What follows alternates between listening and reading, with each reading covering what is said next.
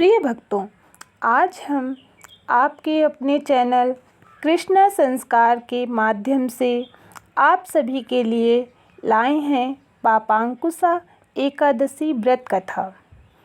भगवान श्री कृष्ण ने कहा, हे कुंती नंदन, अश्विन माह के शुक्ल पक्ष की एकादशी का नाम पापांकुशा एकादशी है। इसका व्रत करने से सभी पाप नष्ट हो जाते हैं तथा व्रत करने वाला अक्षय पुण्य का भागी होता है। अश्विन शुक्ल एकादशी के दिन इच्छित फल की प्राप्ति के लिए भगवान विष्णु का पूजन करना चाहिए। इस पूजन के द्वारा मनुष्य को स्वर्गलोक की प्राप्ति होती है। पापांकुशा एकादशी व्रत कथा इस प्रकार है। प्राचीन समय में विंध्य पर्वत पर क्रोधन नामक एक बहेलिया रहता था। वह बड़ा क्रूर था। उसका सारा जीवन हिंसा, लूटपाट, मद्यपान और गलत संगति पाप कर्मों में बीता। जब उसका अंतिम समय आया तब यमराज के दूत बहेलिये को लेने आए और यमदूत ने बहेलिये से कहा कि कल तुम्हारे जीवन का अंतिम दिन है, हम तुम्हें कल लेने आएंगे।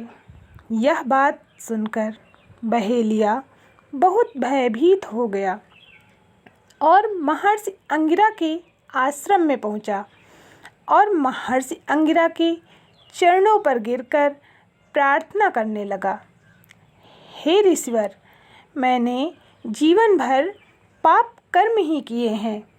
कृपा कर मुझे कोई ऐसा उपाय बताएं जिससे मेरे सारे पाप मिट जाएं और मोक्ष की प्राप्ति हो जाए।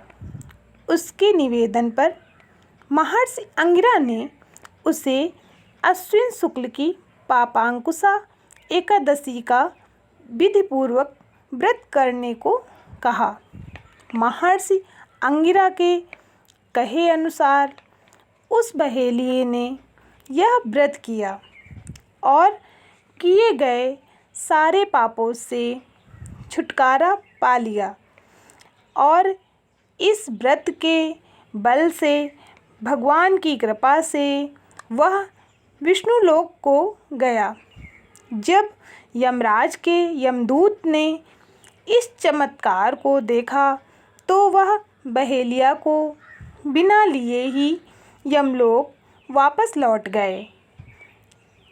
विष्णु जी के एकादशी के व्रत के प्रभाव से बहेलिये ने मोक्ष को प्राप्त कर लिया।